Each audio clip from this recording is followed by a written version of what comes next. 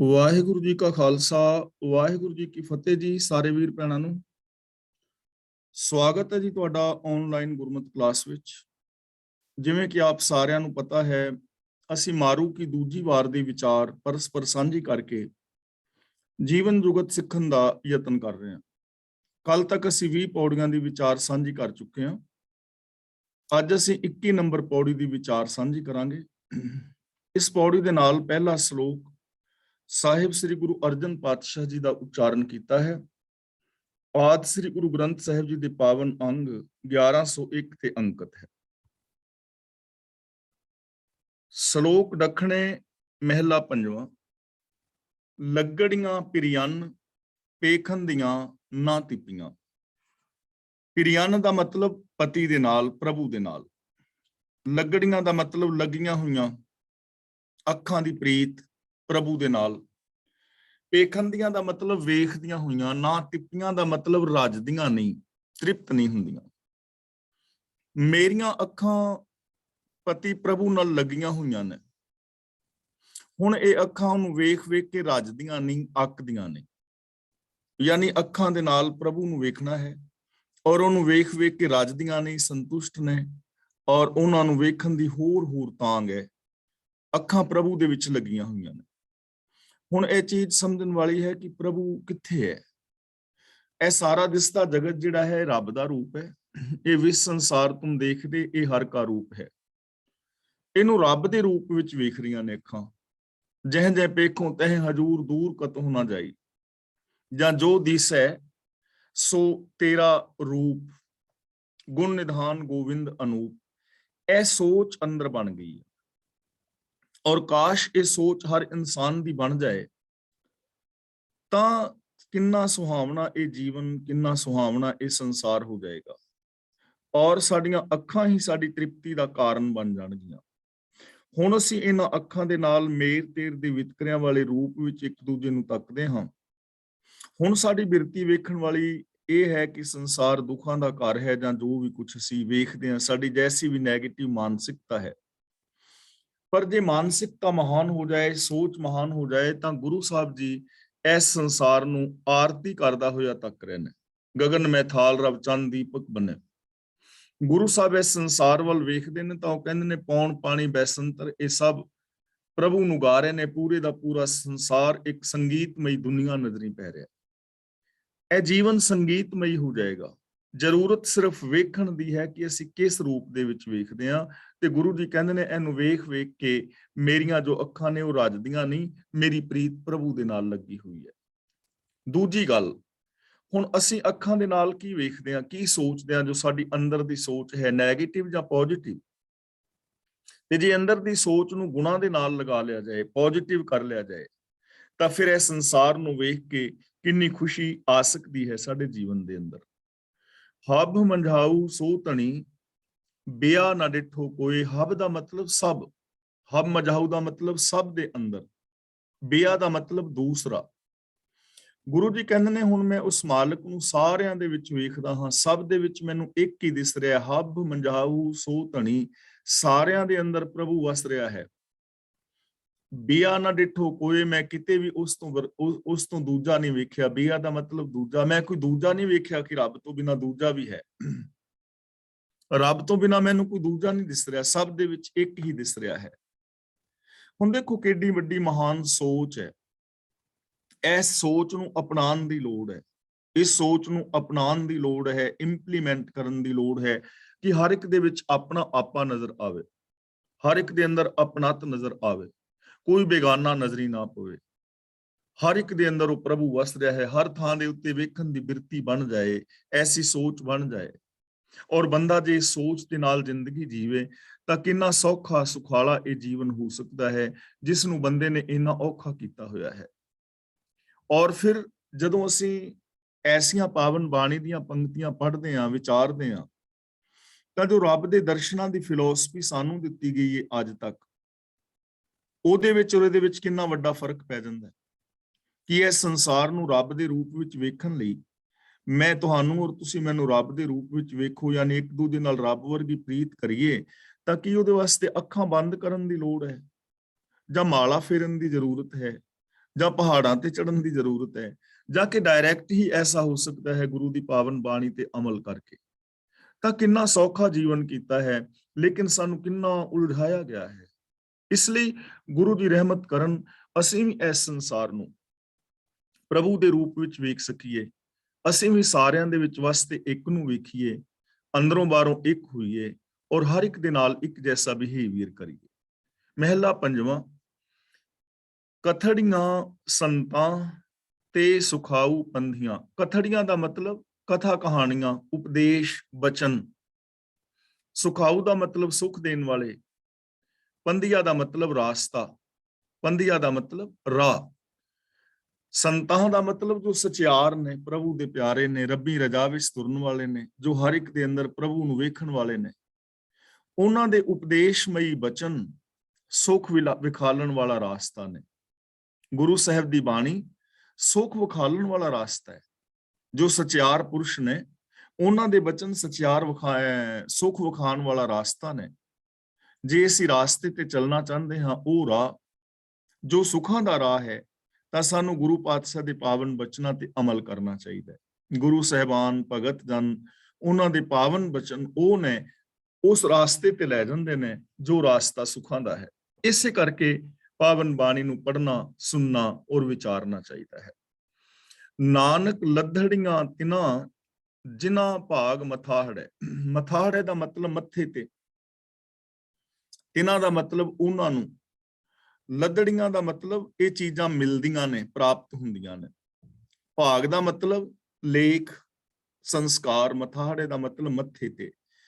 ਇਹ ਨਾਨਕ ਇਹ ਬਚਨ ਉਹਨਾਂ ਨੂੰ ਮਿਲਦੇ ਨੇ, ਇਹਨਾਂ ਰਾਹਾਂ ਤੇ ਉਹ ਚੱਲਦੇ ਨੇ ਜਿਨ੍ਹਾਂ ਦੇ ਅੰਦਰ ਪੂਰਬਲੇ ਸੰਸਕਾਰ ਲਿਖੇ ਹੁੰਦੇ ਨੇ, ਜਿਨ੍ਹਾਂ ਨੇ ਆਪਣੇ ਅੰਦਰ ਸ਼ੁਭ ਗੁਣਾਂ ਦੇ ਸੰਸਕਾਰ ਪੈਦਾ ਕੀਤੇ ਨੇ, ਜਿਨ੍ਹਾਂ ਦੀ ਸੋਚ ਦੇ ਅੰਦਰ ਐਸੇ ਵਿਚਾਰ ਨੇ ਕਿ ਮੈਨੂੰ ਰੱਬੀ ਰਜ਼ਾ ਦੇ ਵਿੱਚ ਮੈਂ ਚੱਲ ਸਕਾਂ, ਮੈਂ ਸ਼ੁਭ ਗੁਣਾਂ ਦਾ ਧਾਰਨੀ ਹੋਵਾਂ। ਜਿਨ੍ਹਾਂ ਦੇ ਮਸਤਕ ਦੇ ਉੱਤੇ ਸੰਸਕਾਰ ਨੇ, ਉਹਨਾਂ ਦੇ ਸੰਸਕਾਰਾਂ ਮੁਤਾਬਕ ਫਿਰ ਉਹਨਾਂ ਨੂੰ ਇਹ ਰਾਸਤੇ ਮਿਲਦੇ ਨੇ, ਉਹ ਗੁਰੂ ਦੇ ਦੱਸੇ ਰਾਹਾਂ ਤੇ ਤੁਰਦੇ ਨੇ ਔਰ ਐਸੀ ਜ਼ਿੰਦਗੀ ਉਹ ਜੀਂਦੇ ਨੇ। ਮਹਿਲਾ ਪੰਜਵਾਂ, ਡੂੰਗਰ ਜਲਾਂ ਥਲਾਂ ਭੂਮ ਬਨਾ ਫਲ ਕੰਦਰਾਂ। ਡੂੰਗਰ ਦਾ ਮਤਲਬ ਪਹਾੜ ਵਿੱਚ, ਬਨਾਂ ਦਾ ਮਤਲਬ ਜੰਗਲਾਂ ਵਿੱਚ, ਜਲਾਂ ਦਾ ਮਤਲਬ ਪਾਣੀਆਂ ਵਿੱਚ, ਥਲਾਂ ਦਾ ਮਤਲਬ ਰੇਤਲੇ ਥਾਵਾਂ ਵਿੱਚ, ਕੰਦਰਾਂ ਦਾ ਮਤਲਬ ਗੁਫਾਵਾਂ ਵਿੱਚ। ਪਹਾੜਾਂ ਵਿੱਚ, ਸਮੁੰਦਰਾਂ ਵਿੱਚ, ਰੇਤਲੇ ਥਾਵਾਂ ਵਿੱਚ, ਧਰਤੀ ਵਿੱਚ, ਜੰਗਲਾਂ ਵਿੱਚ, ਫਲਾਂ ਵਿੱਚ, ਗੁਫਾਵਾਂ ਦੇ ਵਿੱਚ। ਪਾਤਾਲਾਂ ਆਕਾਸ਼ ਪੂਰਨ ਹਬ ਘਟਾਂ। ਪੂਰਨ ਦਾ ਮਤਲਬ ਵਿਆਪਕ। ਪਤਾਲ ਵਿੱਚ, ਆਕਾਸ਼ ਵਿੱਚ, ਸਾਰੇ ਸ਼ਰੀਰਾਂ ਵਿੱਚ ਪ੍ਰਭੂ ਵਿਆਪਕ ਹੈ। ਹਬ ਘਟਾਂ ਦਾ ਮਤਲਬ ਸਾਰੇ ਸ਼ਰੀਰਾਂ ਦੇ ਅੰਦਰ।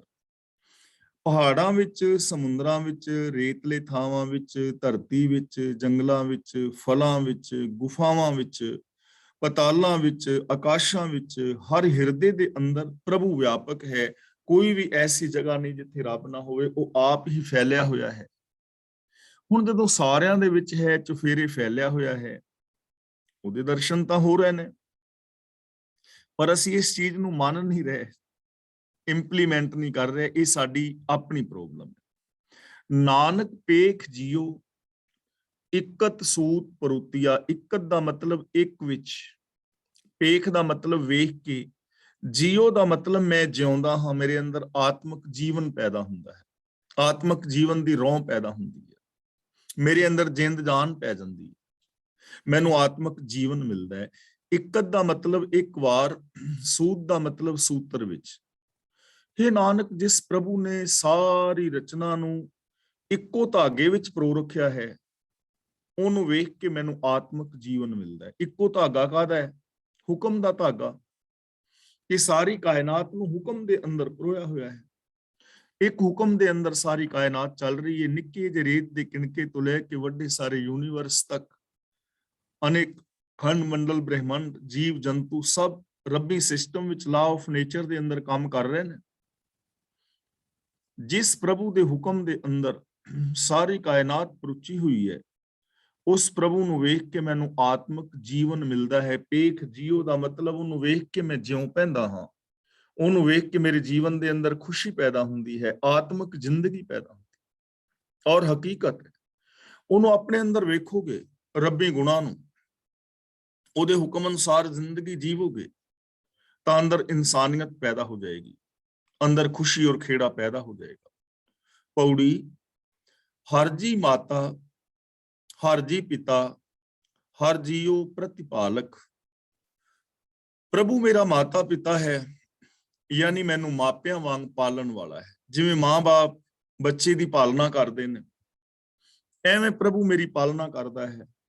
ਬੱਚੇ ਦੀ ਮਾਂ-ਬਾਪ ਪਾਲਣਾ ਕਰਦੇ ਨੇ, ਬੱਚੇ ਨੂੰ ਖਾਣ ਲਈ ਦਿੰਦੇ ਨੇ, ਉਹਦਾ ਨਹਾਣ ਧੋਣ ਦਾ ਖਿਆਲ ਰੱਖਦੇ ਨੇ, ਖੁਰਾਕ ਦਾ ਖਿਆਲ ਰੱਖਦੇ ਨੇ, ਹਰ ਕਿਸਮ ਦਾ ਖਿਆਲ ਮਾਪੇ ਰੱਖ ਰਹੇ ਨੇ ਨਾ। ਬੱਚਾ ਮਾਂ ਦੀ ਗੋਦ ਵਿੱਚ ਖੇਲਦਾ ਹੈ, ਬੱਚਾ ਮਾਂ ਦੀ ਗੋਦ ਵਿੱਚ ਮਾਂ ਦੀ ਨਿਗਰਾਨੀ ਵਿੱਚ ਪਲਦਾ ਹੈ। ਤੇ ਜਿਹੜੇ ਬੱਚੇ ਮਾਂ-ਬਾਪ ਦੀ ਨਿਗਰਾਨੀ ਵਿੱਚ ਪਲ ਰਹੇ ਨੇ, ਮਾਂ-ਬਾਪ ਉਹਨਾਂ ਦੀ ਪਿਆਰ ਦੇ ਨਾਲ ਪਾਲਣਾ ਕਰਦੇ। ਗੁਰੂ ਜੀ ਕਹਿੰਦੇ ਨੇ ਇਸੇ ਤਰ੍ਹਾਂ ਮੈਂ ਵੀ ਪ੍ਰਭੂ ਦੀ ਨਿਗਰਾਨੀ ਵਿੱਚ ਹਾਂ, ਪ੍ਰਭੂ ਦੀ ਰਜ਼ਾ ਵਿੱਚ ਚੱਲ ਰਿਹਾ ਹਾਂ। ਪ੍ਰਭੂ ਮੇਰਾ ਮਾਂ-ਬਾਪ ਹੈ, ਮੇਰੀ ਪਾਲਣਾ ਕਰਦਾ ਹੈ ਆਤਮਿਕ ਜੀਵਨ। ਔਰ ਹਕੀਕਤ ਹੈ, ਜੋ ਰੱਬੀ ਸ਼ਰਨ ਵਿੱਚ ਆ ਜਾਂਦੇ ਨੇ ਉਹਨਾਂ ਦੇ ਆਤਮਿਕ ਜੀਵਨ ਦੀ ਪਾਲਣਾ ਹੁੰਦੀ ਹੈ। ਜੋ ਸੱਚ ਦੀ ਸ਼ਰਨ ਵਿੱਚ ਆ ਗਏ, ਸੱਚ ਉਹਨਾਂ ਨੂੰ ਝੂਠ ਤੋਂ ਬਚਾ ਲੈਂਦਾ ਹੈ। ਜੋ ਦਇਆ ਦੀ ਸ਼ਰਨ ਵਿੱਚ ਆ ਗਏ, ਉਹਨਾਂ ਨੂੰ ਦਇਆ ਕਠੋਰਤਾ ਤੋਂ ਬਚਾ ਲੈਂਦੀ ਹੈ। ਤਾਂ ਇਸ ਤਰ੍ਹਾਂ ਪ੍ਰਭੂ ਸਾਡੇ ਆਤਮਿਕ ਜੀਵਨ ਦੀ ਪਾਲਣਾ ਕਰਦਾ ਹੈ। ਹਰ ਜੀ ਮੇਰੀ ਸਾਰ ਕਰੇ, ਹਮ ਹਰ ਕੇ ਬਾਲਕ। ਸਾਰ ਦਾ ਮਤਲਬ ਸੰਭਾਲ, ਪ੍ਰਭੂ ਮੇਰੀ ਸੰਭਾਲ ਕਰਦਾ ਹੈ ਤੇ ਅਸੀਂ ਸਾਰੇ ਪ੍ਰਭੂ ਦੇ ਹੀ ਬੱਚੇ ਹਾਂ। ਹੁਣ ਰੱਬੀ ਰਜ਼ਾ ਦੇ ਵਿੱਚ ਹੀ ਸਾਡੀ ਸੰਭਾਲ ਹੋ ਰਹੀ ਹੈ ਨਾ। ਸਾਨੂੰ ਹਵਾ ਮਿਲ ਰਹੀ ਹੈ, ਆਕਸੀਜਨ ਮਿਲ ਰਹੀ ਹੈ ਸਵਾਸ ਲੈਣ ਲਈ, ਪਾਣੀ ਮਿਲ ਰਿਹਾ ਹੈ, ਖਾਣ ਵਾਸਤੇ ਪਦਾਰਥ ਮਿਲ ਰਹੇ ਨੇ, ਰਹਿਣ ਲਈ ਧਰਤੀ ਮਿਲ ਰਹੀ ਹੈ, ਚੰਦਰਮਾ ਸੂਰਜ ਦਾ ਚਾਨਣਾ ਮਿਲ ਰਿਹਾ ਹੈ, ਹੋਰ ਸਾਰਾ ਕੁਝ ਸਾਨੂੰ ਹੁਕਮ ਦੇ ਅੰਦਰ ਮਿਲੀ ਜਾ ਰਿਹਾ ਹੈ। ਪ੍ਰਭੂ ਮੇਰੀ ਸਾਰ ਕਰਦਾ ਹੈ, ਅਸੀਂ ਪ੍ਰਭੂ ਦੇ ਬਾਲਕ ਹਾਂ। ਤਾਂ ਬਾਲਕ ਬਣ ਕੇ ਰਹਿਣਾ ਹੈ, ਬੱਚੇ ਬਣ ਕੇ ਰਹਿਣਾ ਹੈ। ਜਿਵੇਂ ਬੱਚੇ ਮਾਂ-ਬਾਪ ਦੀ ਆਗਿਆ ਵਿੱਚ ਚੱਲਦੇ ਨੇ, ਔਰ ਉਸੇ ਤਰ੍ਹਾਂ ਅਸੀਂ ਵੀ ਜੇ ਰੱਬੀ ਰਜ਼ਾ ਦੇ ਵਿੱਚ ਤੁਰੀਏ।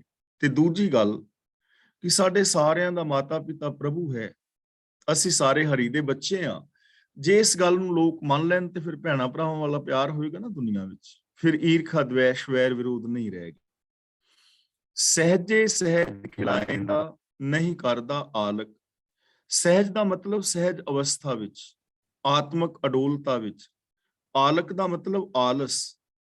ਮੈਨੂੰ ਮੇਰਾ ਹਰੀ ਅਡੋਲ ਅਵਸਥਾ ਵਿੱਚ ਟਿਕਾ ਕੇ ਜੀਵਨ ਦੀ ਖੇਡ ਖਿਡਾ ਰਿਹਾ ਹੈ, ਤੇ ਇਸ ਗੱਲੋਂ ਉਹ ਰਤਾ ਵੀ ਆਲਸ ਨਹੀਂ ਕਰਦਾ।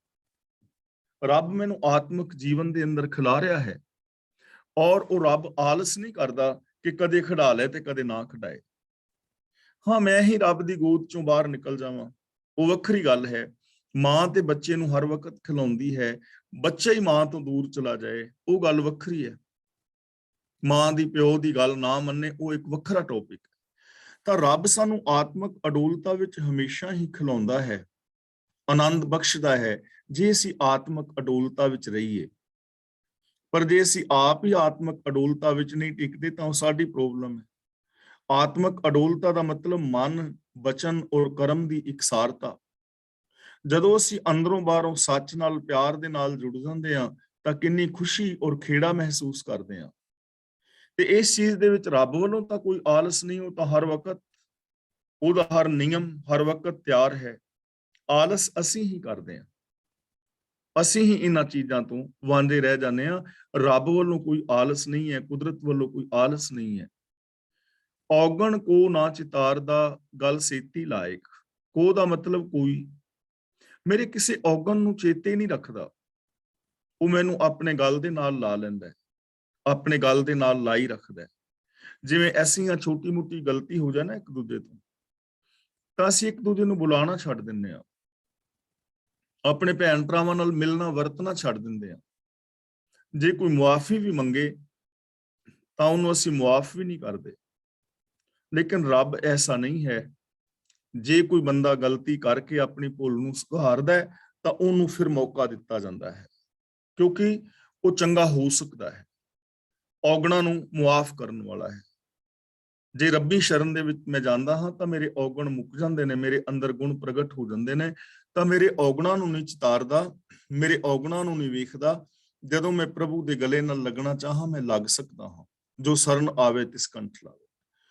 ਮੂੰਹ ਮੰਗਾ ਸੋਈ ਦੇਵਦਾ, ਹਰ ਪਿਤਾ ਸੁਖਦਾਇਕ। ਸੁਖਦਾਇਕ ਦਾ ਮਤਲਬ ਸੁਖ ਦੇਣ ਵਾਲਾ।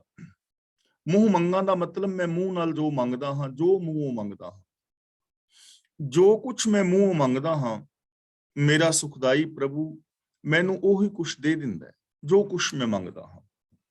ਹੁਣ ਇਹ ਚੀਜ਼ ਸਾਨੂੰ ਸਮਝਣ ਵਾਲੀ ਹੈ। ਜੋ ਸੁਖਦਾਈ ਪ੍ਰਭੂ ਹੈ ਉਹ ਸਾਡੇ ਅੰਦਰ ਹੈ, ਹਰ ਇੱਕ ਦੇ ਅੰਦਰ ਹੈ। ਤੇ ਮੰਗ ਅਸੀਂ ਕੀ ਰਹੇ ਹਾਂ? ਜੋ ਅਸੀਂ ਸੋਚਦੇ ਹਾਂ, ਜੋ ਅਸੀਂ ਬੋਲਦੇ ਹਾਂ, ਜੋ ਅਸੀਂ ਵੇਖਦੇ ਹਾਂ, ਸਾਨੂੰ ਉਹੀ ਕੁਛ ਮਿਲ ਜਾਂਦਾ ਹੈ। ਜ਼ਬਾਨ ਦੇ ਨਾਲ ਅਸੀਂ ਕੀ ਮੰਗ ਰਹੇ ਹਾਂ ਇਹਦੇ ਨਾਲ ਕੋਈ ਫਰਕ ਨਹੀਂ ਪੈਂਦਾ। ਸੋਚ ਦੇ ਅੰਦਰ ਕੀ ਹੈ, ਮੈਂਟੈਲਿਟੀ, ਮਾਨਸਿਕਤਾ ਵਿੱਚ ਕੈਸੇ ਬੀਜ ਬੀਜੇ ਨੇ, ਜੋ ਅਸੀਂ ਸੰਸਕਾਰ ਜਿਨ੍ਹਾਂ ਦੀ ਆਪਾਂ ਰੋਜ਼ ਗੱਲ ਕਰ ਰਹੇ ਹਾਂ, ਜੇ ਅਸੀਂ ਨੈਗੇਟਿਵ ਸੋਚਦੇ ਹਾਂ ਤਾਂ ਸਾਨੂੰ ਨੈਗੇਟਿਵਿਟੀ ਮਿਲ ਜਾਂਦੀ ਹੈ। ਜਿਹੜੇ ਲੋਕ ਨਿੰਦਾ, ਚੁਗਲੀ, ਝੂਠ, ਫਰੇਬ ਦੇ ਸੰਸਕਾਰ ਬੀਜਦੇ ਨੇ ਤਾਂ ਇਹੋ ਜਿਹਾ ਸੁਭਾਅ ਉਹਨਾਂ ਦਾ ਬਣ ਜਾਂਦਾ ਹੈ, ਉਹਨਾਂ ਨੂੰ ਉਹੀ ਕੁਛ ਮਿਲ ਜਾਂਦਾ ਹੈ।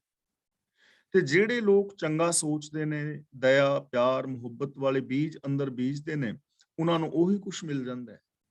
ਇਹ ਹੁਣ ਸਾਡੇ ਤੇ ਡਿਪੈਂਡ ਕਰੇਗਾ ਕਿ ਅਸੀਂ ਲੈਣਾ ਕੀ ਚਾਹੁੰਦੇ ਹਾਂ। ਅੰਦਰ ਸਭ ਕੁਝ ਪਿਆ ਹੈ। ਕਾਮ, ਕ੍ਰੋਧ, ਲੋਭ, ਮੋਹ, ਹੰਕਾਰ ਇਹ ਚਾਹੁੰਦੇ ਹੋ ਤੇ ਤੁਹਾਨੂੰ ਅੰਦਰੋਂ ਇਹ ਮਿਲ ਜਾਏਗਾ। ਜੇ ਸਤ, ਸੰਤੋਖ, ਦਇਆ, ਧਰਮ, ਧੀਰਜ, ਗਿਆਨ, ਵੈਰਾਗ ਨੇ ਮਾਨਤਾ ਚਾਹੁੰਦੇ ਹੋ ਤਾਂ ਤੁਹਾਨੂੰ ਇਹ ਮਿਲ ਜਾਏਗਾ। ਜੋ ਵੀ ਚਾਹੋਗੇ ਉਹੀ ਮਿਲੇਗਾ। ਅੰਦਰ ਡਾਕਟਰ, ਇੰਜੀਨੀਅਰ, ਵੈਗਿਆਨਿਕ ਸਭ ਕੁਝ ਬੈਠੇ ਨੇ, ਜੋ ਚਾਹੁੰਦੇ ਹੋ ਆਪਣੇ ਅੰਦਰੋਂ ਪ੍ਰਗਟ ਕਰ ਸਕਦੇ ਹੋ। ਤਾਂ ਗੁਰੂ ਜੀ ਕਹਿੰਦੇ ਨੇ ਜੋ ਵੀ ਮੰਗਦਾ ਹਾਂ ਉਹੀ ਮੈਨੂੰ ਦਿੰਦਾ ਹੈ, ਔਰ ਉਹ ਸੁਖ ਦੇਣ ਵਾਲਾ ਹੈ, ਸ਼ਾਂਤੀ ਦੇਣ ਵਾਲਾ ਹੈ। ਗਿਆਨ ਰਾਸ ਨਾਮ ਤਨ ਸੌਂਪਿਓਨ, ਇਸ ਸੌਦੇ ਲਾਇਕ। ਗਿਆਨ ਰਾਸ, ਰਾਸ ਦਾ ਮਤਲਬ ਪੂੰਜੀ, ਗਿਆਨ ਦਾ ਮਤਲਬ ਹੈ ਜਾਣ ਪਹਿਚਾਨ, ਸਾਂਝ ਪਾ ਲੈਣੀ। ਦੇਖੋ, ਇੱਕ ਹੁੰਦੀ ਹੈ ਇਨਫੋਰਮੇਸ਼ਨ ਤੇ ਇੱਕ ਹੁੰਦਾ ਹੈ ਨੌਲੇਜ। ਸੋਚਣਾ ਔਰ ਗਿਆਨ ਦੇ ਵਿੱਚ ਬਹੁਤ ਫਰਕ ਹੈ। ਕਈ ਲੋਕ ਆਪਣੇ ਦਿਮਾਗ ਨੂੰ ਇਨਫੋਰਮੇਸ਼ਨ ਦੇ ਨਾਲ ਭਰ ਕੇ ਫਿਰ ਰਹੇ ਨੇ ਔਰ ਉਸ ਇਨਫੋਰਮੇਸ਼ਨ ਨੂੰ ਉਹਨਾਂ ਨੇ ਗਿਆਨ ਸਮਝ ਲਿਆ ਹੈ। ਅਸਲ ਦੇ ਅੰਦਰ ਇਨਫੋਰਮੇਸ਼ਨ ਗਿਆਨ ਨਹੀਂ ਹੁੰਦੀ। ਗਿਆਨ ਔਰ ਇਨਫੋਰਮੇਸ਼ਨ ਵਿੱਚ ਕੁਝ ਫਰਕ ਹੁੰਦਾ ਹੈ, ਥੋੜਾ ਜਿਹਾ, ਔਰ ਬਹੁਤ ਵੱਡਾ ਫਰਕ ਹੈ। ਜਿਵੇਂ ਹੁਣ ਮੈਂ ਹਾਂ ਤਾਂ ਮੇਰੇ ਕੋਲ ਇਨਫੋਰਮੇਸ਼ਨ ਹੈ ਕਿ ਕਾਰ ਦੇ 4 ਟਾਇਰ ਹੁੰਦੇ ਨੇ, ਕਾਰ ਵਿੱਚ ਕਲਚ ਹੁੰਦਾ ਹੈ, ਗੇਅਰ ਲੀਵਰ ਹੁੰਦਾ ਹੈ, ਬ੍ਰੇਕ ਹੁੰਦੀ ਹੈ, ਰੇਸ ਹੁੰਦੀ ਹੈ, ਚਾਬੀ ਲਗਾਈ ਦੀ ਹੈ, ਕਾਰ ਸਟਾਰਟ ਹੋ ਜਾਂਦੀ ਹੈ, ਕਲਚ ਦੱਬ ਕੇ ਪਹਿਲਾ ਗੇਅਰ ਪਾਈਦਾ ਹੈ, ਹੌਲੇ ਹੌਲੇ ਕਲਚ ਛੱਡੀਦਾ ਹੈ, ਕਾਰ ਅੱਗੇ ਨੂੰ ਚੱਲ ਪੈਂਦੀ ਹੈ, ਰੇਸ ਦੇਈਦਾ ਹੈ, ਕਾਰ ਤੇਜ਼ ਹੋ ਜਾਂਦੀ ਹੈ, ਬ੍ਰੇਕ ਲਗਾਈ ਦੀ ਹੈ, ਕਾਰ ਰੁਕ ਜਾਂਦੀ ਹੈ, ਸਟੀਅਰਿੰਗ ਨੂੰ ਸੱਜੇ ਖੱਬੇ ਘੁਮਾਈਏ, ਸੱਜੇ ਖੱਬੇ ਕਾਰ ਮੁੜ ਜਾਂਦੀ ਹੈ, ਇੰਡੀਕੇਟਰ ਜਗਾਈਏ, ਇੰਡੀਕੇਟਰ ਜਗ ਜਾਂਦੇ ਨੇ। ਹੁਣ ਇਨਫੋਰਮੇਸ਼ਨ ਤਾਂ ਮੇਰੇ ਕੋਲ ਹੈ, ਲੇਕਿਨ ਇਸ ਇਨਫੋਰਮੇਸ਼ਨ ਨੂੰ ਲੈ ਕੇ ਜੇ ਮੈਂ ਕਾਰ ਚਲਾਣੀ ਸ਼ੁਰੂ ਕਰ ਦਿਆਂ, ਹੁਣ ਮੈਂ ਡਰਾਈਵਿੰਗ ਸਿੱਖੀ ਨਹੀਂ ਤਾਂ ਫਿਰ ਕੀ ਹੋਏਗਾ?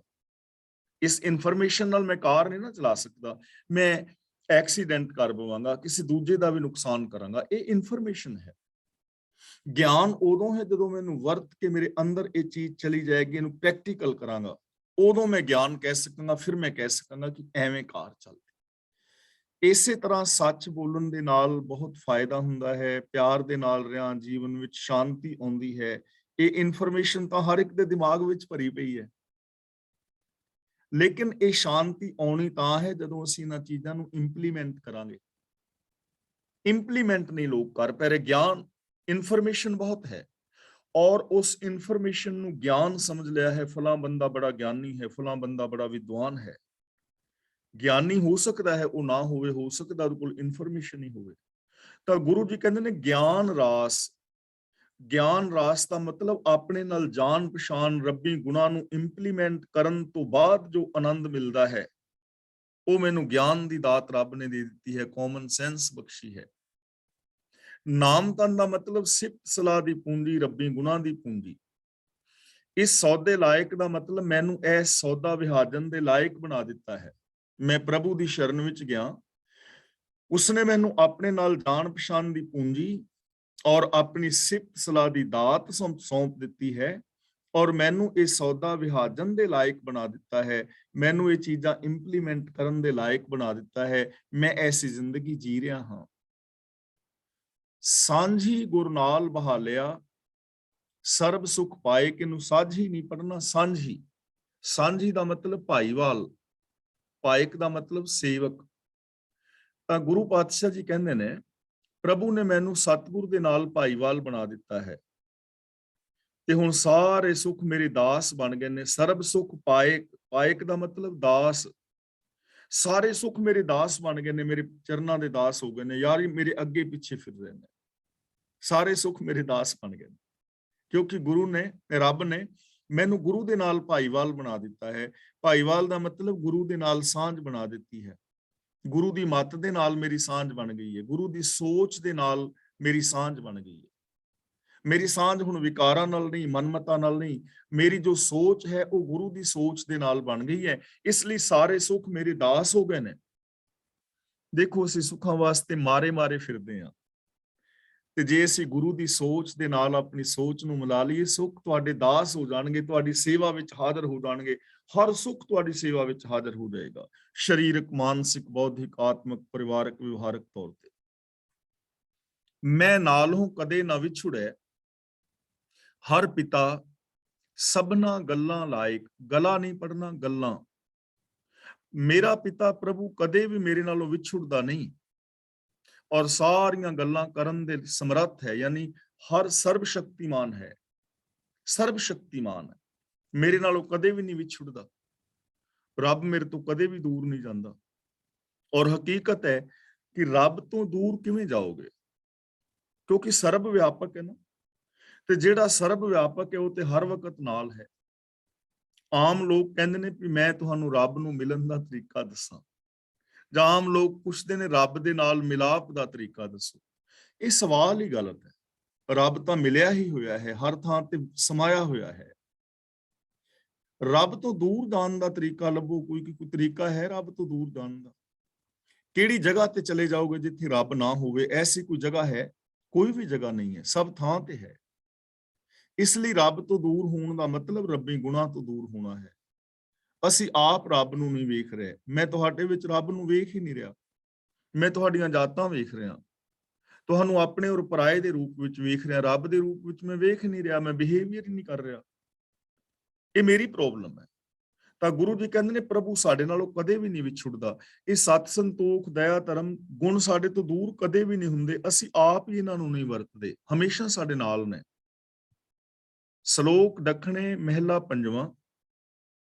ਨਾਨਕ ਕੱਚੜਿਆਂ ਸਿਉ ਤੋੜ, ਢੂੰਡ ਸੱਜਣ ਸੰਤ ਪੱਕਿਆ। ਕੱਚੜਿਆਂ ਦਾ ਮਤਲਬ ਜਿਹੜੇ ਕੱਚੇ ਨੇ, ਜਿਨ੍ਹਾਂ ਦੀ ਪ੍ਰੀਤ ਕੱਚੀ ਹੈ, ਜਿਨ੍ਹਾਂ ਨਾਲ ਪ੍ਰੀਤ ਸਿਰਫ ਮਾਇਆ ਦੇ ਸੰਬੰਧ ਕਰਕੇ ਹੈ, ਪੈਸੇ, ਧਨ ਦੌਲਤ ਕਰਕੇ, ਸਵਾਰਥ ਕਰਕੇ ਹੈ, ਉਹ ਸਦਾ ਕਾਇਮ ਨਹੀਂ ਰਹਿ ਸਕਦੀ।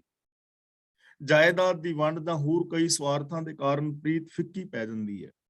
ਛੋਟੀ ਮੋਟੀ ਜਾਇਦਾਦ ਦੇ ਝਗੜਿਆਂ ਕਰਕੇ ਭਰਾ ਭਰਾਵਾਂ ਦੇ ਵੈਰੀ ਬਣ ਜਾਂਦੇ ਨੇ। ਥੋੜੀਆਂ ਬਾਤੀਆਂ ਸੀਮਾਵਾਂ ਦੇ ਝਗੜਿਆਂ ਕਰਕੇ ਇੱਕ ਦੇਸ਼ ਦੂਜੇ ਦੇਸ਼ ਦਾ ਵੈਰੀ ਹੋ ਜਾਂਦਾ ਹੈ, ਮਿੱਤਰ ਮਿੱਤਰ ਦਾ ਵੈਰੀ ਹੋ ਜਾਂਦਾ ਹੈ। ਤਾਂ ਇਹ ਪ੍ਰੀਤ ਕੱਚੀ ਹੈ ਨਾ, ਝੂਠੀ ਪ੍ਰੀਤ ਦਾ ਲਾਭ ਕੀ ਹੈ? ਗੁਰੂ ਜੀ ਕਹਿੰਦੇ ਨੇ ਜਿਨ੍ਹਾਂ ਦੇ ਨਾਲ ਪ੍ਰੀਤ ਸਿਰਫ ਸਵਾਰਥ ਕਰਕੇ ਹੈ, ਉਹਨਾਂ ਦੇ ਨਾਲ ਉਹ ਪ੍ਰੀਤ ਤੋੜੀ ਹੀ ਚੰਗੀ। ਉਹ ਪ੍ਰੀਤ ਹੈ ਹੀ ਨਹੀਂ, ਪ੍ਰੀਤ ਦਾ ਇੱਕ ਭੁਲੇਖਾ ਹੈ।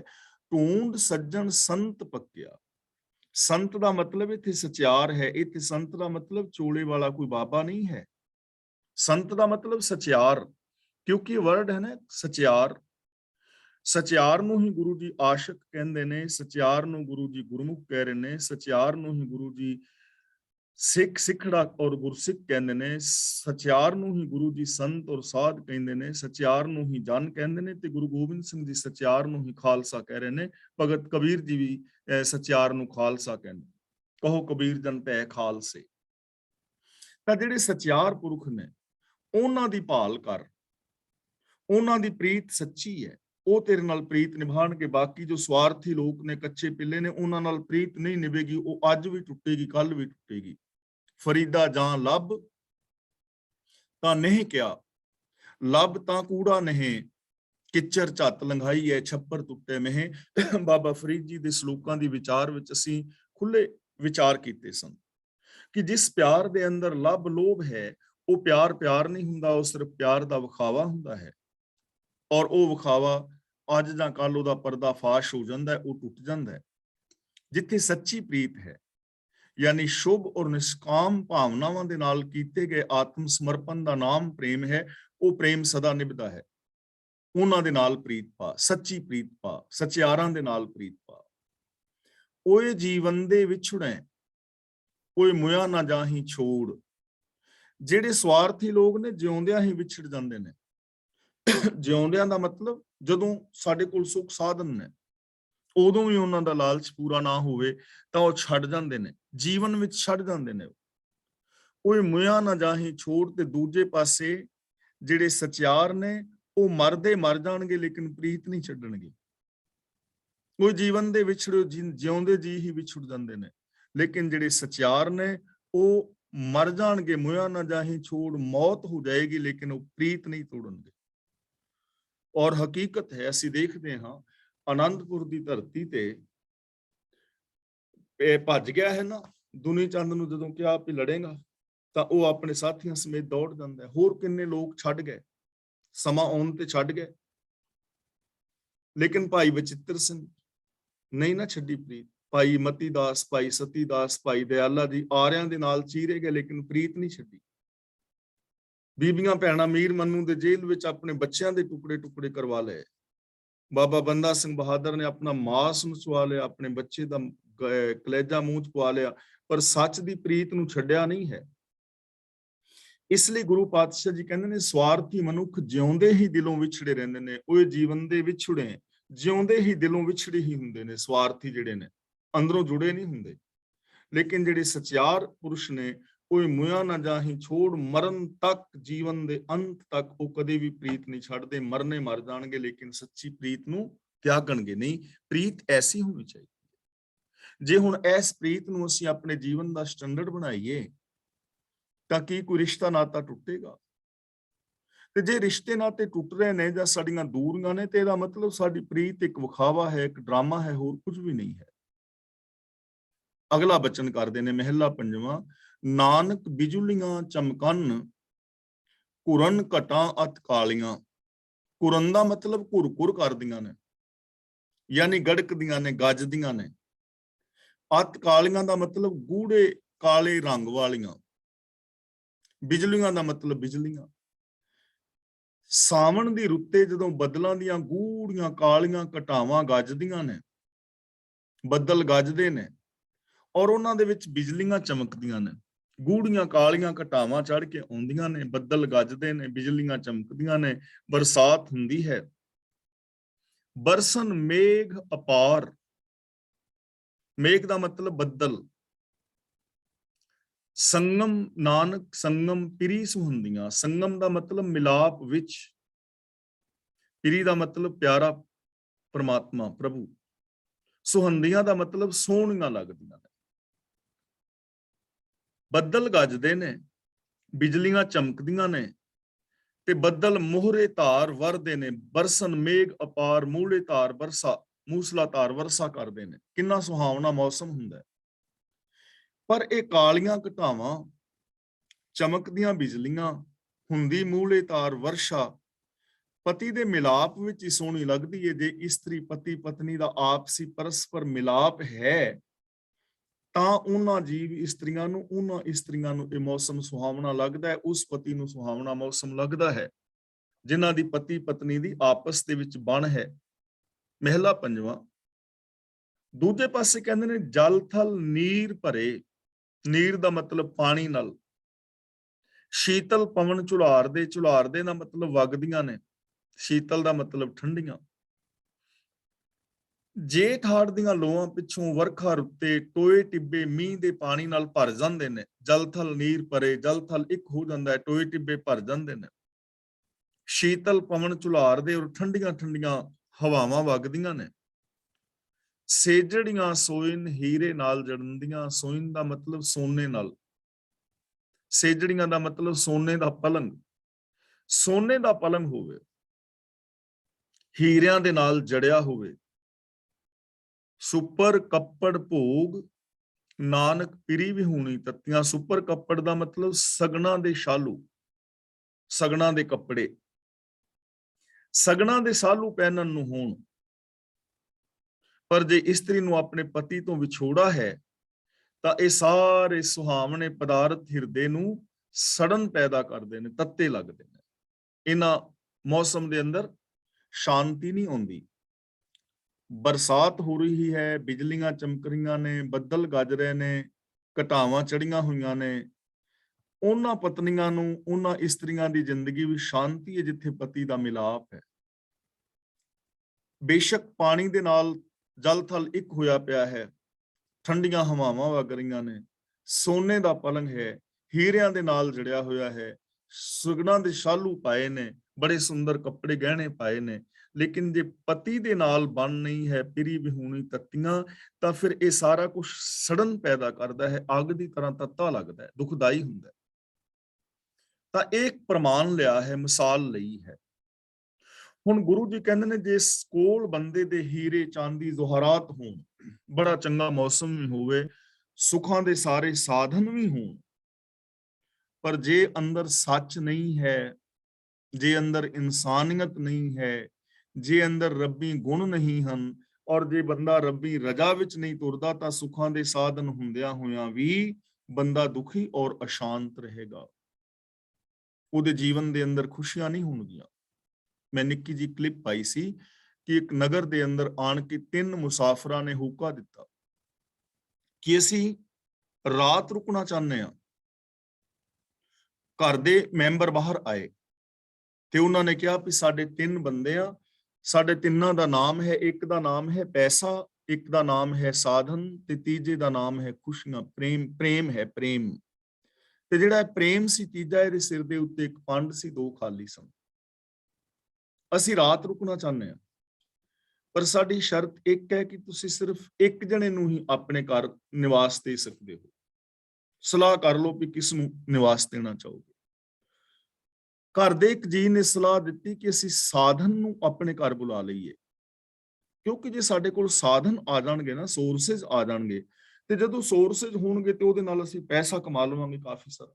ਪੈਸਾ ਹੋਏਗਾ ਤੇ ਖੁਸ਼ੀਆਂ ਆਪ ਹੀ ਆ ਜਾਣਗੀਆਂ। ਦੂਜਾ ਕਹਿਣ ਲੱਗਾ ਸਾਧਨਾਂ ਦਾ ਬੜਾ ਲਫੜਾ ਪੈ ਜਾਣਾ।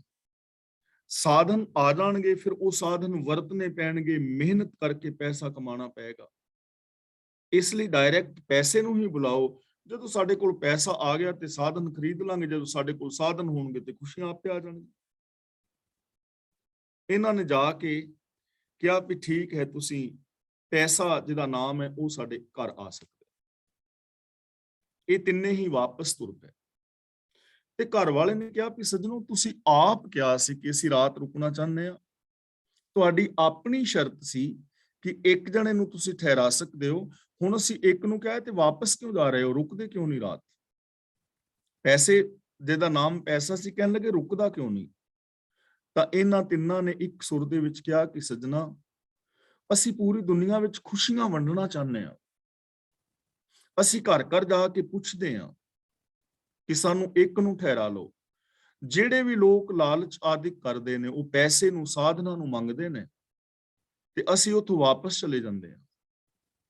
ਪਰ ਜਿਹੜੇ ਪ੍ਰੇਮ ਨੂੰ ਠਹਿਰਾ ਲੈਂਦੇ ਨੇ, ਸਾਡੇ ਘਰ ਵਿੱਚ ਪ੍ਰੇਮ ਰੁਕ ਜਾਏ, ਤਾਂ ਫਿਰ ਅਸੀਂ ਵਾਰੋ ਵਾਰੀ ਅਸੀਂ ਵੀ ਉੱਥੇ ਆ ਜਾਂਦੇ ਹਾਂ। ਸਾਧਨ ਵੀ ਆ ਜਾਂਦੇ ਨੇ, ਪੈਸਾ ਵੀ ਆ ਜਾਂਦਾ ਹੈ।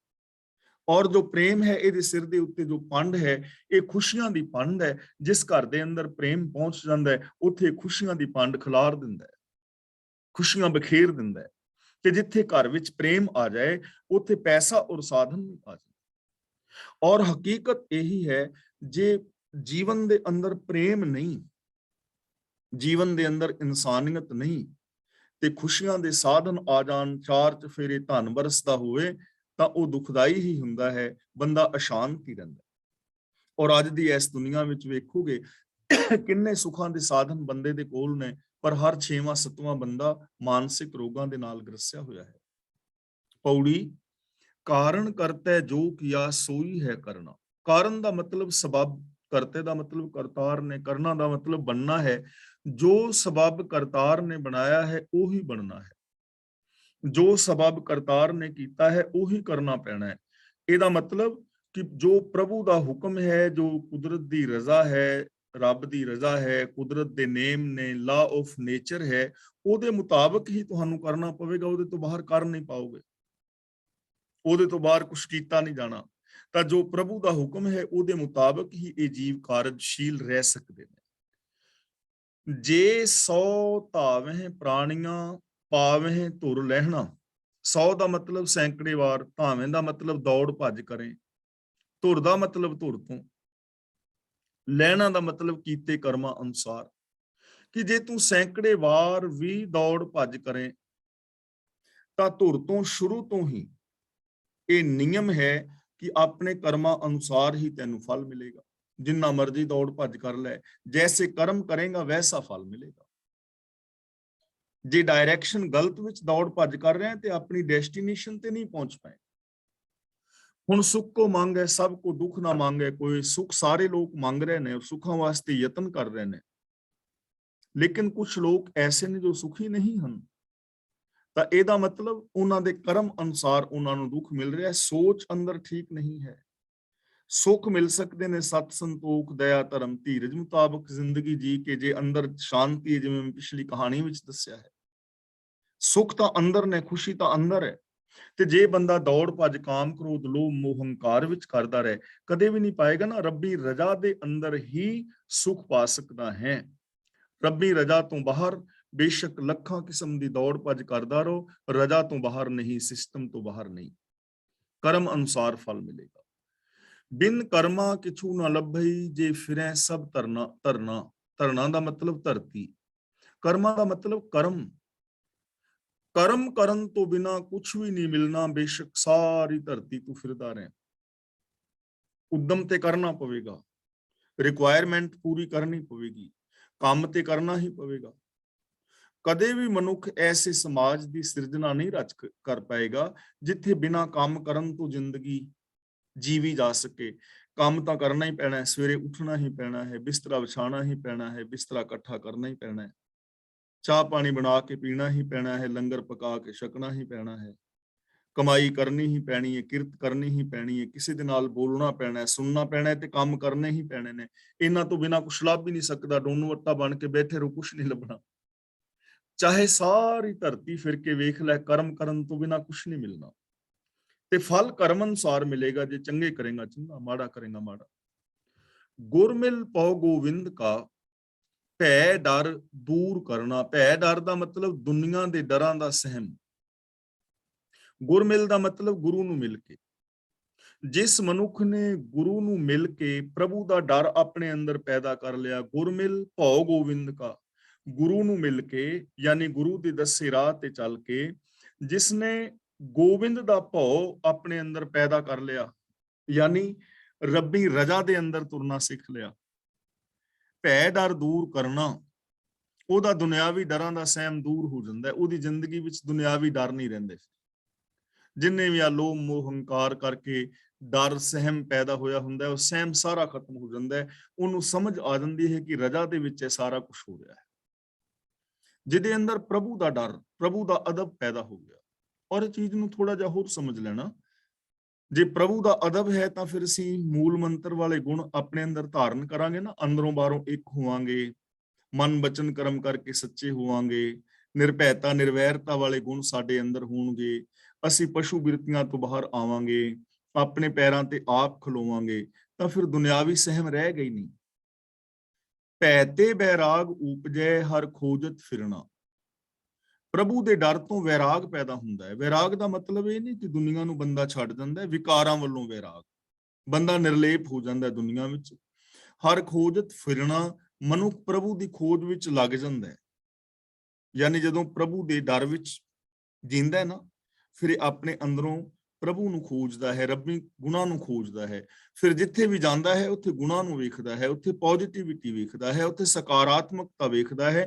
ਫਿਰ ਇਹਦੀ ਖੋਜ ਸਿਰਫ ਗੁਣਾਂ ਵੱਲ ਹੁੰਦੀ ਹੈ, ਰੱਬ ਵੱਲ ਹੁੰਦੀ ਹੈ। ਰੱਬ ਨੂੰ ਖੋਜਦਾ ਹੈ, ਹਰ ਥਾਂ ਤੇ ਰੱਬ ਨੂੰ ਵੇਖਦਾ ਹੈ, ਜਦੋਂ ਅੰਦਰ ਪਿਆਰ ਪੈਦਾ ਹੋ ਜਾਏ।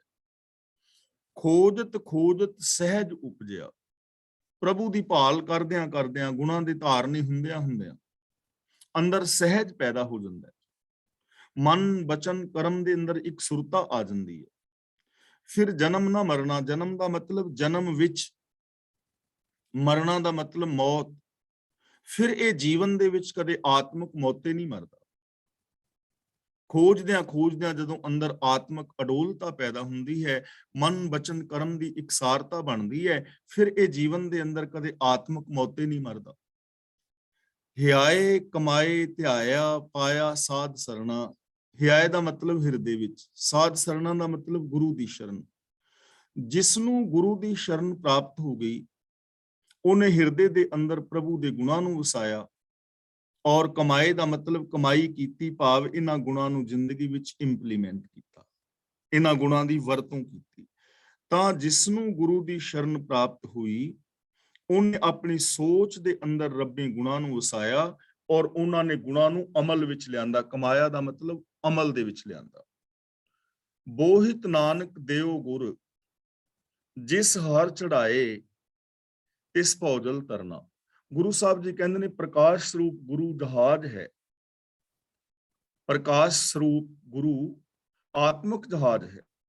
ਹਰੀ ਨੇ ਜਿਸ ਨੂੰ ਇਸ ਜਹਾਜ਼ ਵਿੱਚ ਬਿਠਾ ਦਿੱਤਾ, ਉਹ ਫਿਰ ਇਸ ਸੰਸਾਰ ਸਮੁੰਦਰ ਨੂੰ ਤਰ ਜਾਂਦਾ ਹੈ। ਪ੍ਰਭੂ ਦੀ ਰਹਿਮਤ ਨਾਲ ਗੁਰੂ ਮਿਲਦਾ ਹੈ, ਤੇ ਗੁਰੂ ਇੱਕ ਐਸਾ ਜਹਾਜ਼ ਹੈ, ਗੁਰੂ ਦਾ ਗਿਆਨ ਇੱਕ ਐਸਾ ਜਹਾਜ਼ ਹੈ ਜੋ ਮਨੁੱਖ ਨੂੰ ਵਿਕਾਰਾਂ ਦੇ ਸਾਗਰ ਚੋਂ ਪਾਰ ਕਰ ਦਿੰਦਾ ਹੈ। ਸ਼ਲੋਕ ਮਹਿਲਾ ਪੰਜਵਾਂ। ਪਹਿਲਾ ਮਰਨ ਕਬੂਲ, ਜੀਵਨ ਕੀ ਛੱਡ ਆਸ। ਇਹਨੂੰ ਪਹਿਲਾ ਨਹੀਂ ਪੜਨਾ। ਜੇ ਪਹਿਲਾ ਪੜਾਂਗੇ ਨਾ, ਪਹਿਲਾ ਮਰਨ, ਤਾਂ ਇਹਦਾ ਅਰਥ ਹੋ ਜਾਏਗਾ ਕੋਈ ਪਹਿਲਾਂ ਜਿਹੜਾ ਮਰਨਾ ਹੈ ਉਹ ਫਿਰ ਦੂਜਾ ਮਰਨਾ। ਇਹਨੂੰ ਪਹਿਲਾਂ ਮਰਨ ਕਬੂਲ, ਕਿ ਪਹਿਲਾਂ ਮੌਤ ਨੂੰ ਕਬੂਲ ਕਰ। ਜੀਵਨ ਕੀ ਛੱਡ ਆਸ, ਔਰ ਜੀਵਨ ਦੀ ਆਸ਼ਾ ਛੱਡ। ਹੁਣ ਮਰਨ ਮੌਤ ਨੂੰ ਕਬੂਲ ਕਰ। ਜੇ ਗੁਰੂ ਦੇ ਚਰਨਾਂ ਵਿੱਚ ਜਾਣਾ ਨਾ, ਜੇ ਰੱਬ ਦੇ ਵਿੱਚ ਅਭੇਦ ਹੋਣਾ ਹੈ, ਤਾਂ ਉਹਦੇ ਵਾਸਤੇ ਪਹਿਲੀ ਸ਼ਰਤ ਹੈ ਮੌਤ ਨੂੰ ਕਬੂਲ ਕਰੋ। ਮੌਤ ਨੂੰ ਕਬੂਲ ਕਰੋ। ਰੱਬ ਵੱਲੋਂ ਸੁਨੇਹਾ ਹੈ ਕਿ ਜੇ ਤੂੰ ਪਹਿਲਾਂ ਮੌਤ ਨੂੰ ਕਬੂਲ ਕਰ ਲਵੇਂ, ਮੌਤ ਨੂੰ ਕਬੂਲ ਦਾ ਮਤਲਬ ਆਪਣੇ ਅੰਦਰੋਂ ਮਮਤਾ ਹੰਗਤਾ ਨੂੰ ਮਾਰ ਲਵੇਂ, ਇਹਨੂੰ ਪ੍ਰਵਾਨ ਕਰੇ ਕਿ ਮੈਂ ਮਰਨ ਲਈ ਤਿਆਰ ਹਾਂ, ਆਪਣੀ ਈਗੋ ਛੱਡਣ ਲਈ ਤਿਆਰ ਹਾਂ, ਆਪਣੀ ਮੱਤ ਛੱਡਣ ਲਈ ਤਿਆਰ ਹਾਂ। ਇਹਨੂੰ ਕਹਿੰਦੇ ਨੇ ਮੌਤ ਨੂੰ ਕਬੂਲ ਕਰਨਾ, ਮਰਨਾ, ਆਪਣੇ ਆਪੇ ਨੂੰ ਮਾਰਨਾ। ਤਾਂ ਗੁਰੂ ਜੀ ਕਹਿੰਦੇ ਨੇ ਪਹਿਲੋਂ ਆਪਣੇ ਆਪੇ ਨੂੰ ਮਾਰਨਾ ਸਵੀਕਾਰ ਕਰ। ਜੀਵਨ ਕੀ ਛੱਡ ਆਸ। ਇੱਥੇ ਜੀਵਨ ਕੀ ਛੱਡ ਆਸ ਦਾ ਮਤਲਬ ਜੋ ਸਵਾਰਥ ਭਰੀ ਜ਼ਿੰਦਗੀ ਹੈ ਉਹਦੀ ਆਸਾ ਛੱਡ ਦੇ।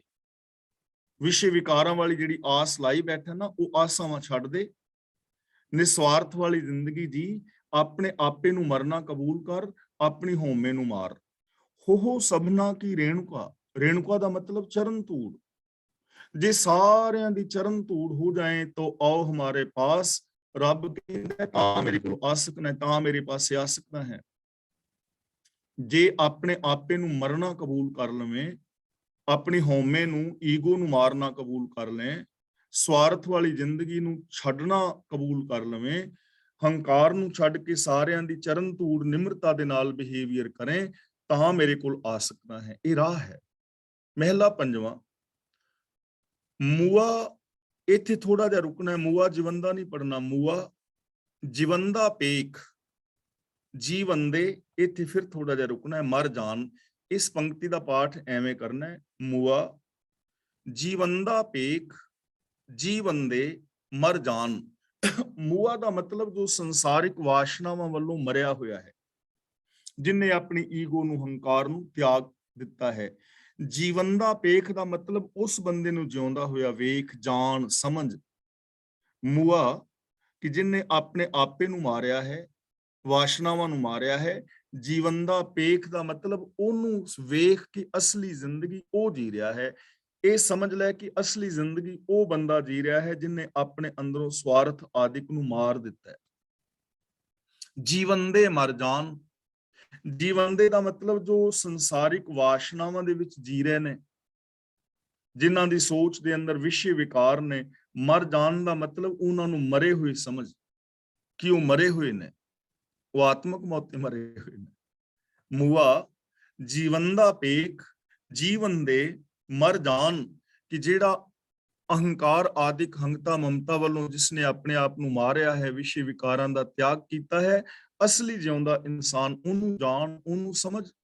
ਤੇ ਜਿਹੜੇ ਵਿਸ਼ੇ ਵਿਕਾਰਾਂ ਵਿੱਚ ਜੀ ਰਹੇ ਨੇ ਉਹਨਾਂ ਨੂੰ ਮਰੇ ਹੋਏ ਸਮਝ। ਜਿਨ੍ਹਾਂ ਮੁਹੱਬਤ ਇੱਕ ਸਿਉ ਤੇ ਮਾਨਸ ਪ੍ਰਧਾਨ।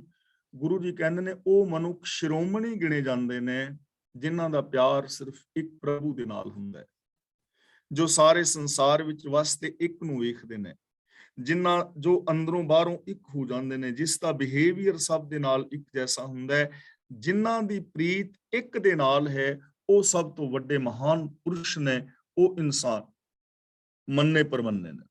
ਮਹਿਲਾ ਪੰਜਵਾਂ। ਜਿਸ ਮਨ ਵਸੈ ਪਾਰ ਬ੍ਰਹਮ ਨਿਕਟ ਨ ਆਵੇ ਪੀਰ।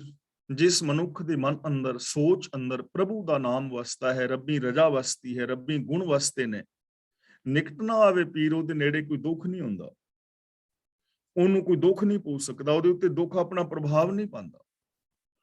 ਭੁੱਖ ਤਿਸ ਨਾ ਵਿਆਪਈ, ਜਮ ਨਹੀਂ ਆਵੇ ਨੀਰ। ਭੁੱਖ ਤਿਖ ਦਾ ਮਤਲਬ ਮਾਇਆ ਦੀ ਭੁੱਖ, ਤ੍ਰਿਸ਼ਨਾ।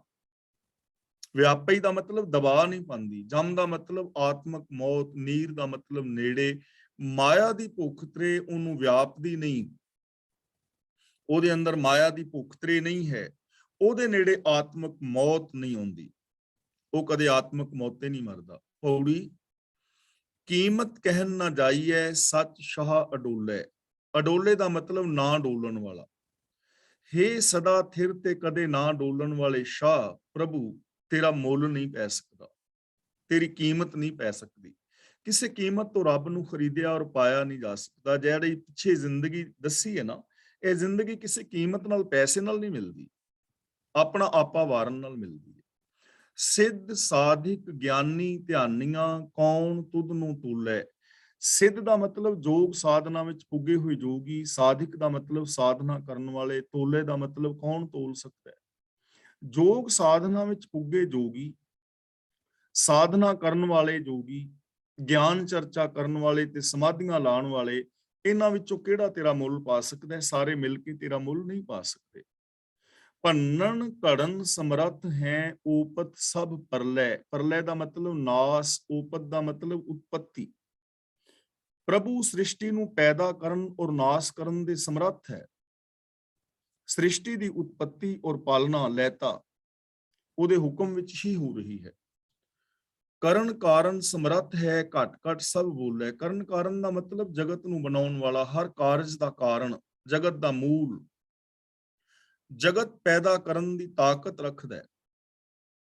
ਘਟ ਘਟ ਸਭ ਬੋਲੇ, ਔਰ ਹਰ ਹਿਰਦੇ ਦੇ ਅੰਦਰ ਉਹੀ ਬੋਲ ਰਿਹਾ ਹੈ। ਸਭ ਹੈ ਘਟ ਰਾਮ ਬੋਲੇ, ਰਾਮਾ ਬੋਲੇ, ਰਾਮ ਬਿਨਾ ਕੋ ਬੋਲੇ ਰੇ। ਹਰ ਹਿਰਦੇ ਦੇ ਅੰਦਰ ਉਹ ਬੋਲ ਰਿਹਾ ਹੈ, ਜਿਹੜਾ ਏਡਾ ਵੱਡਾ ਸਮਰੱਥ ਹੈ, ਜਿਹਦੇ ਗੁਣਾਂ ਦਾ ਅੰਤ ਨਹੀਂ ਪਾਇਆ ਜਾਂਦਾ, ਜੋ ਭੰਨਣ ਘੜਨ ਸਮਰੱਥ ਹੈ, ਉਹ ਹਰ ਹਿਰਦੇ ਦੇ ਅੰਦਰ ਬੋਲ ਰਿਹਾ ਹੈ, ਉਹ ਹਰ ਹਿਰਦੇ ਦੇ ਅੰਦਰ ਵਸ ਰਿਹਾ ਹੈ। ਦੇਖੋ ਕਿਹੜੀ ਵੱਡੀ ਪੋਸਿਬਿਲਿਟੀਜ਼ ਨੇ ਬੰਦੇ ਦੇ ਅੰਦਰ, ਕਿ ਇਹ ਬੰਦਾ ਰੱਬ ਵਰਗਾ ਹੋ ਸਕਦਾ ਹੈ ਜੇ ਆਪਣੇ ਅੰਦਰੋਂ ਉਸ ਰੱਬ ਦੀ ਆਵਾਜ਼ ਨੂੰ ਸੁਣੇ ਔਰ ਦੇ ਅੰਦਰੋਂ ਰੱਬ ਦੇ ਬੋਲਾਂ ਨੂੰ ਬੋਲਣ ਦਾ ਯਤਨ ਕਰੇ। ਰਿਜਕ ਸਮਾਹੇ ਸਭ ਸੈ, ਕਿਆ ਮਾਨਸ ਡੋਲੇ। ਸਮਾਹੇ ਦਾ ਮਤਲਬ ਅਪਣਾਉਂਦਾ ਹੈ, ਸਬਸੇ ਦਾ ਮਤਲਬ ਹਰ ਇੱਕ ਜੀਵ ਨੂੰ, ਹਰ ਇੱਕ ਜੀਵ ਨੂੰ ਰਿਜਕ ਅਪਣਾਉਂਦਾ ਹੈ। ਕਿਆ ਮਾਨਸ ਡੋਲੇ ਦਾ ਮਤਲਬ ਮਨੁੱਖ ਤੇ ਵਿਅਰਥ ਹੀ ਘਬਰਾਉਂਦਾ ਰਹਿੰਦਾ ਹੈ। ਬੰਦਾ ਵਿਅਰਥ ਘਬਰਾ ਰਿਹਾ ਹੈ। ਰਿਜਕ ਰੋਜੀ ਇਸ ਦੁਨੀਆ ਦੇ ਅੰਦਰ ਸਾਰੇ ਦੇ ਸਾਰੇ ਸਾਧਨ ਨੇ। ਜੇ ਕਿਤੇ ਮੁਸੀਬਤ ਆ ਜਾਏ ਤਾਂ ਘਬਰਾਉਣ ਦੀ ਲੋੜ ਨਹੀਂ ਹੁੰਦੀ, ਉਸ ਮੁਸੀਬਤ ਨੂੰ ਹੱਲ ਕਰਨ ਦੀ ਲੋੜ ਹੁੰਦੀ ਹੈ। ਇਹਨਾਂ ਸਾਧਨਾਂ ਨੂੰ ਵਰਤਣ ਦੀ ਲੋੜ ਹੁੰਦੀ ਹੈ। ਜੀਵਨ ਨੂੰ ਸਹੀ ਢੰਗ ਦੇ ਨਾਲ ਮੈਨੇਜ ਕਰਨ ਦੀ ਲੋੜ ਹੁੰਦੀ ਹੈ। ਤਾਂ ਗੁਰੂ ਜੀ ਕਹਿੰਦੇ ਨੇ ਹਰ ਇੱਕ ਨੂੰ ਉਹ ਰਿਜਕ ਰੋਜੀ ਅਪਣਾ ਰਿਹਾ ਹੈ, ਉਹਦੇ ਨਿਯਮ ਦੇ ਅੰਦਰ ਹਰ ਸ਼ੈ ਮਿਲ ਰਹੀ ਹੈ। ਮਨੁੱਖ ਵਿਅਰਥ ਹੀ ਘਬਰਾਉਂਦਾ ਹੈ। ਗਹਿਰ ਗੰਭੀਰ ਅਥਾਹ ਤੂੰ, ਗੁਣ ਗਿਆਨ ਅਮੋਲੇ। ਗਹਿਰ ਦਾ ਮਤਲਬ ਡੂੰਘਾ। ਹੇ ਪ੍ਰਭੂ, ਤੂੰ ਡੂੰਘਾ ਹੈ, ਤੂੰ ਸਿਆਣਾ ਹੈ, ਤੇਰੀ ਥਾਂ ਨਹੀਂ ਪੈ ਸਕਦੀ, ਤੇਰੇ ਗੁਣਾਂ ਦਾ ਮੁੱਲ ਨਹੀਂ ਪੈ ਸਕਦਾ, ਤੇਰੇ ਗਿਆਨ ਦਾ ਮੁੱਲ ਨਹੀਂ ਪੈ ਸਕਦਾ। ਅਮੁੱਲਕ ਹੈ ਤੇਰਾ ਗਿਆਨ ਜੋ ਤੂੰ ਮਨੁੱਖ ਨੂੰ ਦਿੱਤਾ ਹੈ। ਸੋਈ ਕੰਮ ਕਮਾਵਣਾ ਕੀਆ ਤੁਰ ਮੌਲੇ। ਮੌਲੇ ਦਾ ਮਤਲਬ ਮੌਲੇ ਨੇ, ਰੱਬ ਨੇ। ਜੀਵ ਉਹੀ ਕੰਮ ਕਰਦਾ ਹੈ ਜੋ ਧਰੋਂ ਕਰਤਾਰ ਨੇ ਉਹਦੇ ਵਾਸਤੇ ਮਿੱਥ ਦਿੱਤਾ ਹੈ। ਭਾਵ ਕਿ ਜੋ ਹੁਕਮ ਬਣਾ ਦਿੱਤਾ ਹੈ, ਸਿਸਟਮ ਬਣਾ ਦਿੱਤਾ ਹੈ, ਉਸ ਸਿਸਟਮ ਵਿੱਚ ਹੀ ਕੰਮ ਕੀਤਾ ਜਾ ਸਕਦਾ ਹੈ, ਸਿਸਟਮ ਵਿੱਚ ਜੀਵਿਆ ਜਾ ਸਕਦਾ ਹੈ, ਉਸ ਤੋਂ ਬਾਹਰ ਨਹੀਂ। ਤੁਧੋਂ ਬਾਹਰ ਕਿਛ ਨਹੀਂ, ਨਾਨਕ ਗੁਣ ਬੋਲੇ। ਗੁਰੂ ਜੀ ਕਹਿੰਦੇ ਨੇ ਕਿ ਹੇ ਪ੍ਰਭੂ, ਤੇਰੇ ਤੋਂ ਆਕੀ ਹੋ ਕੇ ਜਗਤ ਵਿੱਚ ਕੁਛ ਵੀ ਨਹੀਂ ਵਰਤ ਰਿਹਾ। ਨਾਨਕ ਤੇਰੀ ਹੀ ਸਿਫਤ ਸਲਾਹ ਕਰਦਾ ਹੈ। ਤੁਧੋਂ ਬਾਹਰ ਕਿਛ ਨਹੀਂ, ਤੇਰੇ ਤੋਂ ਬਾਹਰ ਕੁਛ ਨਹੀਂ ਹੋ ਸਕਦਾ, ਤੇਰੇ ਤੋਂ ਆਕੀ ਹੋ ਕੇ ਕੁਛ ਨਹੀਂ ਕੀਤਾ ਜਾ ਸਕਦਾ, ਤੇਰੇ ਹੁਕਮ ਤੋਂ ਬਾਹਰ ਕੁਛ ਨਹੀਂ ਕੀਤਾ ਜਾ ਸਕਦਾ, ਸਭ ਕੁਛ ਤੇਰੀ ਰਜ਼ਾ ਵਿੱਚ ਹੈ। ਨਾਨਕ ਗੁਣ ਬੋਲੇ। ਗੁਰੂ ਪਾਤਸ਼ਾਹ ਜੀ ਕਹਿੰਦੇ ਨੇ ਕਿ ਨਾਨਕ ਤੇਰੀ ਹੀ ਸਿਫਤ ਸਲਾਹ ਕਰਦਾ ਹੈ, ਤੇਰੇ ਹੁਕਮ ਵਿੱਚ ਤੁਰਦਾ ਹੈ, ਤੇਰੀ ਰਜ਼ਾ ਭਾਣੇ ਦੇ ਵਿੱਚ ਤੁਰਦਾ ਹੈ, ਤੇਰੀ ਸਿਫਤ ਸਲਾਹ ਕਰਦਾ ਹੈ। ਤਾਂ ਪ੍ਰਭੂ ਦੀ ਸਿਫਤ ਸਲਾਹ ਕਰਨੀ ਔਰ ਰੱਬੀ ਰਜ਼ਾ ਦੇ ਅੰਦਰ ਜੀਣਾ ਹੀ ਇੱਕੋ ਇੱਕ ਜੀਵਨ ਨੂੰ ਸਫਲ ਕਰਨ ਦਾ ਸਾਧਨ ਹੈ। ਪ੍ਰਭੂ ਦੀ ਰਜ਼ਾ ਪਾਣੇ ਤੋਂ ਬਾਹਰ ਕੁਝ ਨਹੀਂ ਕੀਤਾ ਜਾ ਸਕਦਾ। ਇਸ ਲਈ ਰਜ਼ਾ ਪਾਣੇ ਦੇ ਅੰਦਰ ਜੀਣਾ ਹੀ ਜੀਵਨ ਨੂੰ ਸਫਲ ਔਰ ਸੁਚੱਜਾ ਬਣਾਉਣ ਦਾ ਇੱਕੋ ਇੱਕ ਸਾਧਨ ਹੈ। ਤਾਂ ਅੱਜ ਦੀ ਵਿਚਾਰ ਅਸੀਂ ਇੱਥੇ ਸਮਾਪਤ ਕਰਦੇ ਹਾਂ ਜੀ। ਅੱਜ ਦੀ ਇਸ ਵਿਚਾਰ ਦੇ ਅੰਦਰ ਜੇ ਕਿਸੇ ਵੀਰ ਭੈਣ ਦਾ ਕੋਈ ਛੋਟਾ ਮੋਟਾ ਸਵਾਲ ਹੈ ਤਾਂ ਆਪ ਸਵਾਲ ਕਰ ਸਕਦੇ ਹੋ। ਜੇ ਕਿਸੇ ਵੀਰ ਭੈਣ ਨੇ ਆਪਣੇ ਵਿਚਾਰ ਦੇਣੇ ਨੇ ਤਾਂ ਆਪਣੇ ਵਿਚਾਰ ਦੇ ਸਕਦੇ ਹੋ। ਕਲਾਸ ਦੀ ਅਗਲੀ ਕਾਰਵਾਈ ਜੋ ਹੈ ਭਾਈ ਵੀਰ ਜੀ ਤਰਲੋਚਨ ਸਿੰਘ ਜੀ ਕਰ ਰਹੇ ਨੇ। ਵਾਹਿਗੁਰੂ ਜੀ ਕਾ ਖਾਲਸਾ, ਵਾਹਿਗੁਰੂ ਜੀ ਕੀ